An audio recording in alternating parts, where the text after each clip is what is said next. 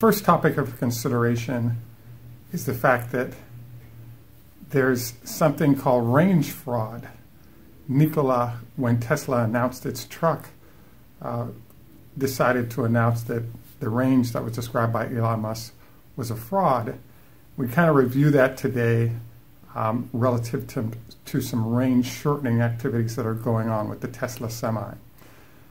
The second thing we review today is that the folks at Daimler-Benz have just articulated that they have some concerns about whether or not Tesla is able to handle large corporate customers in the manner that Daimler-Benz is able to. And we have some interesting insight into what's going on with this conversation. And then finally, we do our usual, where's the stock now, given that we're heading close to earnings, etc. This is Greg for Tesla Fan Insight. Thanks once again for joining us. Wanted to thank all of our Patreon supporters, as well as those of you who have subscribed. It's much appreciated. Please note we usually have 3 ads in the show, and sometimes Google chooses to make it 2 short ones versus 3 longer ones. And by watching, you definitely help in terms of the process of both the show existing, prospering, and developing in terms of better execution through better equipment. So let's dive into our first topic of the day, which is sort of the title I chose for today, and we could have chosen several of them, was potential range fraud along the lines that Nikola had described.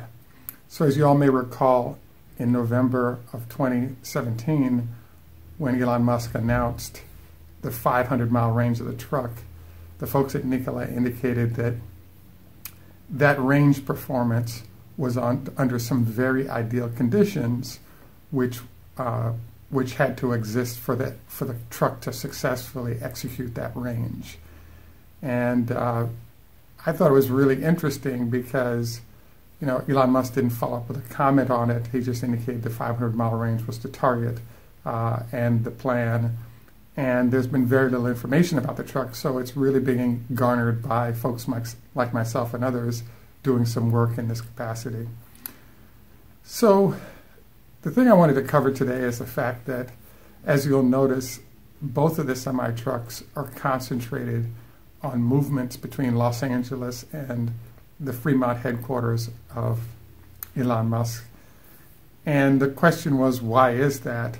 So the other note on this is that even though Elon started getting orders for the truck when they announced in November of 2017, those trucks didn't go and visit Midwest potential clients or new clients until August of this past year. And we believe we actually have the answer to that, and that is that I'll call it the 175 rule. So it turns out that in order for that truck to move around, it really needs superchargers to not have to sit there for 1 or 2 days in charging. The problem the truck has is that each of the supercharger stations are 175 miles apart. So if you, in theory, the silver truck range was in that 300-mile range that was discussed by the engineers, the problem you run into is if you make those runs during the summer, the battery conditioning process doesn't wipe out so much mileage that you can't make it between the charging stations.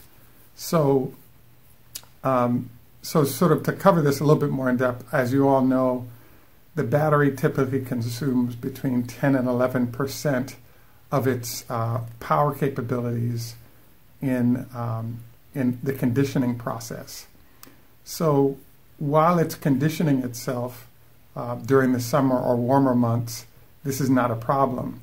The problem you kind of run into, though, is what happens when you enter the winter months, where the consumption of battery capability could run anywhere from 20 to 40% of the capability of the battery as it conditions itself, meaning that the chemical reaction needed to produce electricity has a range of temperatures that it prefers to operate in.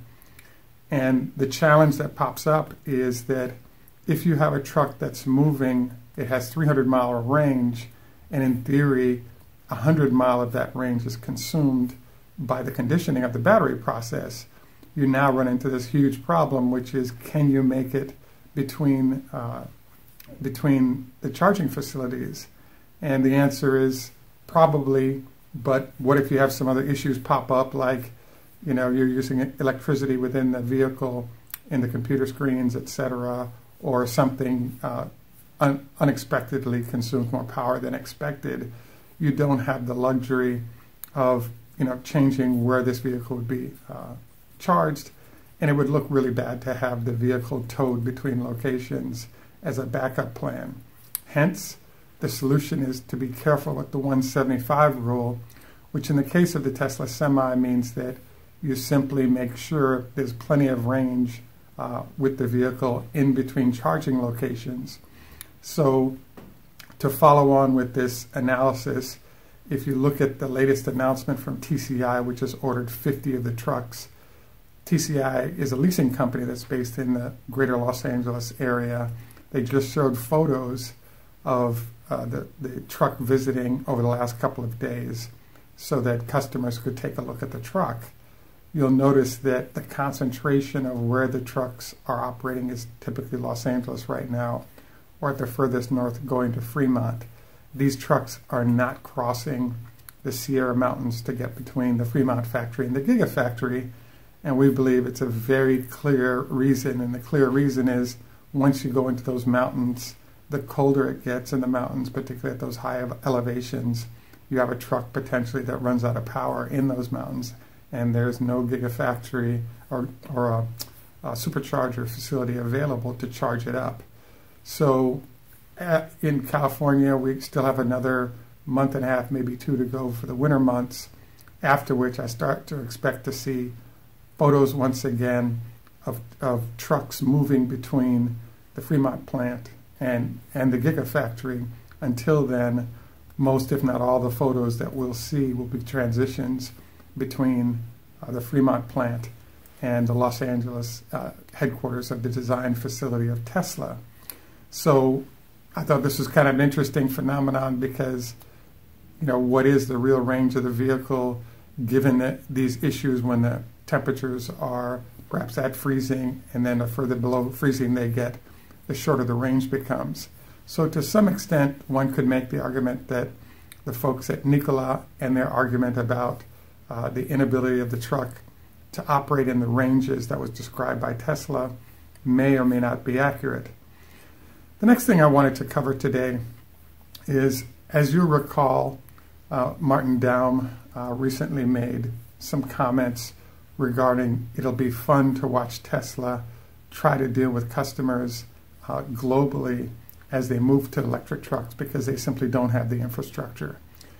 So I thought these comments were really interesting because we typically get into what Daimler is saying about Tesla and why. And in this case, it's a further warning to customers that they should avoid considering Tesla because they really don't have the infrastructure or footprint to support the trucks in a manner that Daimler currently can. The one response that I would provide to this is what I call it the 50-part response.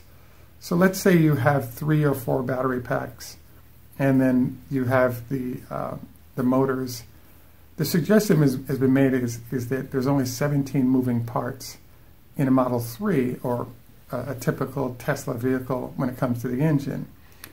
So what this tends to mean then is that because there are so few moving parts versus a 2000 in an ICE vehicle, most, if not all, the customers that have just ordered have their own repair facilities, and it's simply a matter of Tesla sending them those 17 parts, and if something breaks or needs to be replaced, it can be done fairly quickly by the folks in that area. Clearly, this is not the case with the battery packs, but in the case of the cars, Tesla has been just shipping the battery packs to the Gigafactory, having them repaired, and then coming out and replacing them. So that is one element that does need to be serviced. The other thing I found interesting about this criticism from Daimler is the fact that the demand is so heavy in the United States that, number one, and number two, the construct of the truck is really concentrated on a solution for the North American market. that there really hasn't been any need to aggressively go after international customers, which I think is where Daimler really shows its strength in terms of relationship with customers and facilities to service those customers. I believe that there's the ability for Tesla to sell between 100,000 and 200,000 trucks a year solely in the North American market of Canada and the United States for 3 to 5 years and never sell anything internationally, even though they will, because they can really concentrate the service on the service issues we described. And the value of the vehicle is so high that the fleets that are turning over to electric will want that concentration of sales to make sure they get enough vehicles to make it the numbers work for the transition from one type of trucks to the other. If in fact Tesla would follow a long-term plan, which we currently see, of simply sending a few vehicles to each of the manufacturers, I think this would be a colossal nightmare, because you don't have enough vehicles in one place to pay for a mega charger and stocking parts necessarily to keep the trucks moving, unless you're at least at 10, 20, 30, 40, 50 vehicles. And the higher that number is, the more efficient they become, because you just have more facilities of all types to make sure that the vehicles are well served. Bottom line is that Mr. Dahm has great comments regarding negative aspects of Tesla, regarding service potential, and I think that he's right. If in fact Tesla was building trucks and ICE vehicles similar to Daimler, the global repair fleet that Daimler has puts them at a competitive advantage against companies trying to compete with them with the same type of vehicle. The issue, though, is once we transition to electric, it becomes very easy for large fleets and medium-sized fleets to put a mega charger in and stock the few parts necessary that the truck might need in order to be viable and working. The next thing that we typically cover as a closeout is kind of looking at where we are on Tesla's stock price and where we think things are going. I'm always fascinated by my loyal viewers, because many folks will highlight when we're completely wrong about some statement that we've made, but we similarly don't get your completely right comments when the comments are valid or accurate. In this case, what we wanted to suggest is that Tesla is in a great position right now in every way. Earnings are going to come out, and not only do the earnings impact what the stock is going to be doing, but the orders, we're going to find out from Europe, a number of orders, and short and long-term future performance of the company is what we really think will propel the stock, especially with other industries seeing a slowdown in their business, if you will.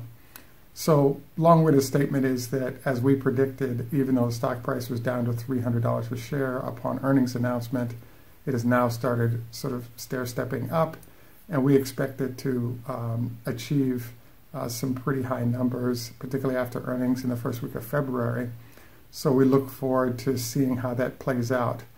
One of the other things to note here is the complete difference between the attitude of seasoned institutional investors relative to buying the stock, even on somewhat light numbers on revenue, whereas the hedge funds are aggressively trying to sell or short the stock with the same exact numbers coming out.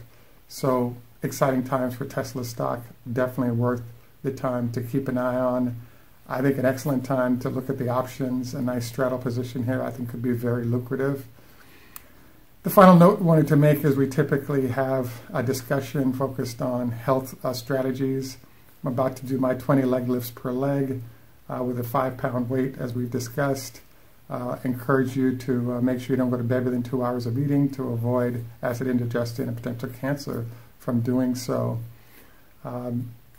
We look forward to our next dialogue. We'll be covering some of what Bob Lutz has indicated is a problem with Tesla and its potential bankruptcy as a fun topic that we typically enjoy doing more of. This is Greg for Tesla Fan Insight. Please remember to like and subscribe. We could definitely use Patreon support if you would. Have a great day. Thanks for your support, and bye for now.